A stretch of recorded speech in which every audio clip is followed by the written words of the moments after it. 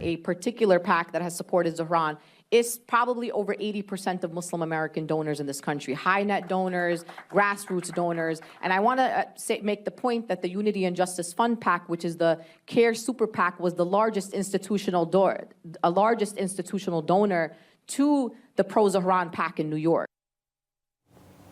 You know, CAIR National, the Muslim civil rights organization, we talk about in some states wanting Sharia law. Joe, how concerned are you about this money that's funded him? We know the campaign even had to give back some money that was illegally donated.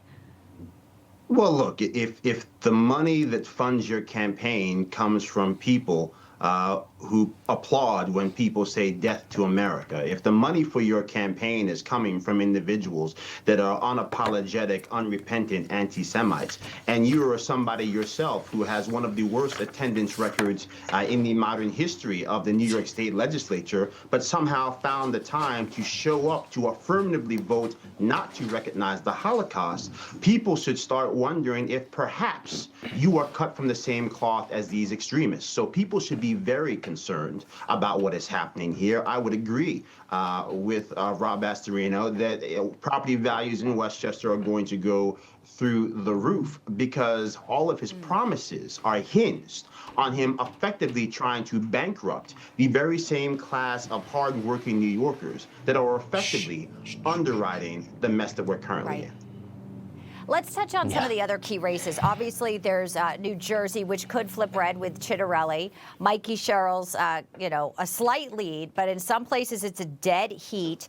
President Trump has weighed in for Chitterelli. And, you know, the other thing in Virginia, too, and I'll be joined with Winsome Earl-Seals later this hour. Obviously, Virginia, Congresswoman Abigail Spanberger on the left there trying to be governor. And Winsome Earl-Seals is going to join us because there's these federal workers. We know they're affected by the shutdown, which ties into sort of why the Democrats want their base so engaged, Rob. They may open the government after this. This is a tight campaign, too. It does look like Spanberger does have a slight edge here.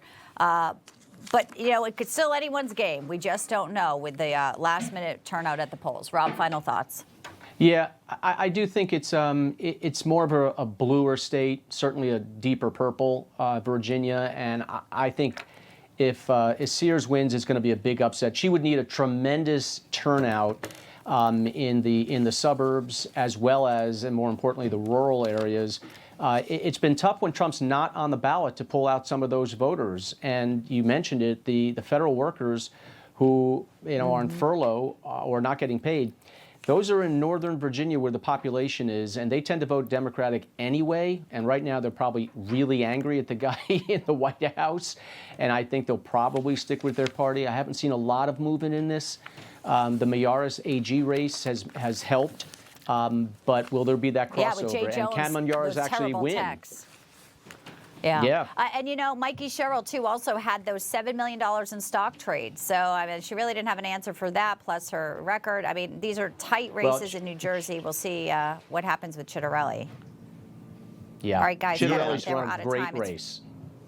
Yeah, and his moment with his son last night was really, really touching. All right, Joe, Rob, thank you.